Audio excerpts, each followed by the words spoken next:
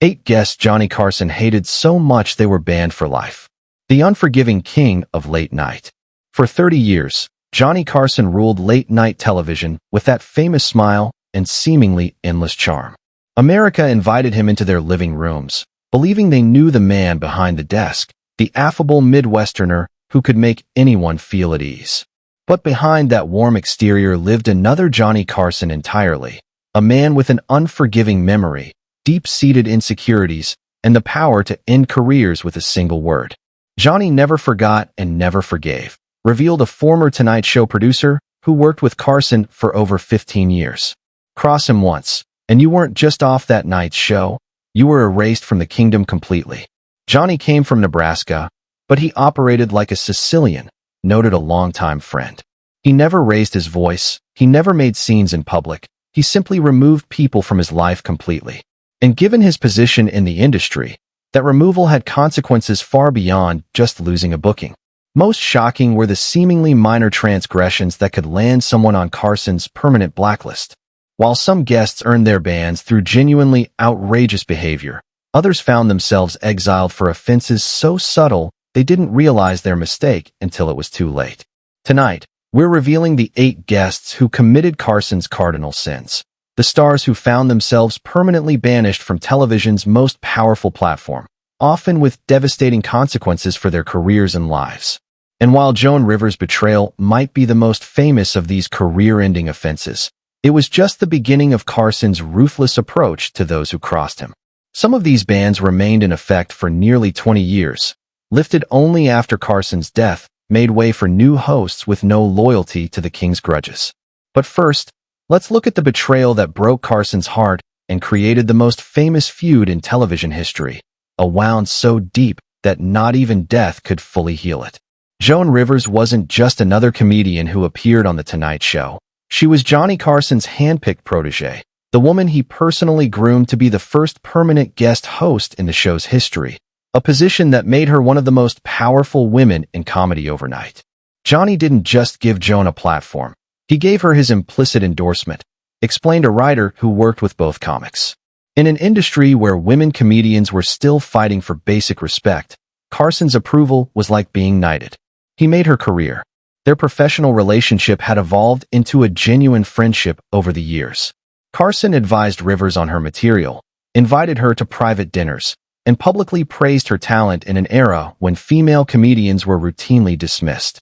For Rivers, Carson became a father figure in an industry where she desperately needed an advocate. Joan used to say that Johnny was the first powerful man in television who didn't ask for something in return for his support, revealed a longtime friend of Rivers. He championed her purely based on talent, and she was deeply grateful, which is why what happened in 1986 came as such a devastating shock to Carson. The betrayal began quietly. Fox, a fledgling network challenging the Big Three's dominance, approached Rivers with an extraordinary offer, her own late-night talk show airing directly opposite Carson. The salary was reportedly $10 million per year, an astronomical sum that would make Rivers the highest-paid person in late night. What made the offer particularly tempting was Rivers' growing concern about her future at NBC. Despite her success as guest host, network executives had made it clear that when Carson eventually retired, Rivers would not be considered as his replacement. Joan was approaching her 50s in an industry notoriously unkind to aging women, noted a television historian. The Fox offer wasn't just about money. It was about security and ownership of her career. Rivers accepted Fox's offer, but faced an excruciating dilemma: how to tell Carson, the man who had made her career and whom she genuinely loved, as a mentor and friend. She was terrified of that conversation, confirmed a producer who worked with Rivers during this period. She kept delaying it, hoping to find the perfect moment, the perfect words. That moment never came. Instead, Fox leaked the news to the press before Rivers could tell Carson personally. He learned about her defection not from her directly, but from a headline in Variety magazine. For a man whose childhood had been marked by emotional abandonment, a distant father, and a mother who withheld approval, this perceived betrayal cut to the core of Carson's deepest insecurities. Johnny went white as a sheet when he saw the headline, recalled a staff member who was present that day. He didn't yell, he didn't throw things, he simply said, She didn't even call me, and walked into his office. That quiet hurt was more disturbing than any explosion could have been. Carson's response was swift and absolute.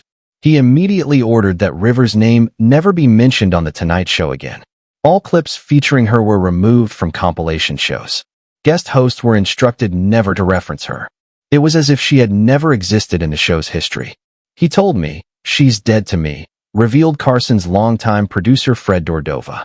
And when Johnny said someone was dead to him, he meant it literally. They ceased to exist in his world. Rivers attempted repeatedly to apologize. She sent letters, called Carson's private number, even sent elaborate gifts to his home. Each attempt was met with the same response: silence. The packages came back marked, "Return to sender, remembered Rivers' assistant." The calls were never returned. It was as if she was screaming into a void.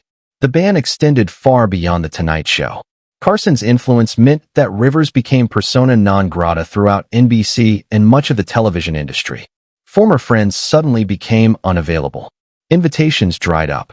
Her career entered a devastating tailspin. Joan always said that losing Johnny's friendship was worse than losing The Tonight Show platform, noted a close friend. She could survive professionally, but the personal loss haunted her for the rest of her life.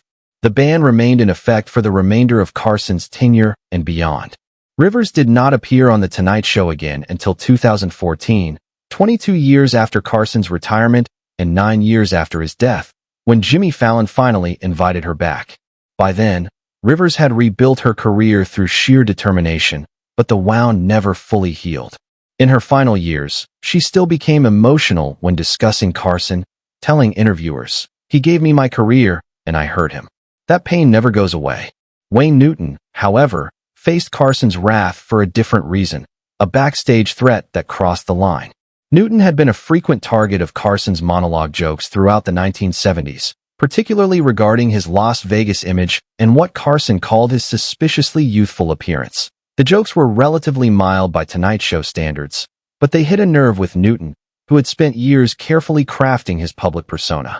The breaking point came in 1980 when Carson incorporated suggestive jokes about Newton's sexuality into his monologue, implications that were particularly damaging in an era when such insinuations could destroy an entertainer's career.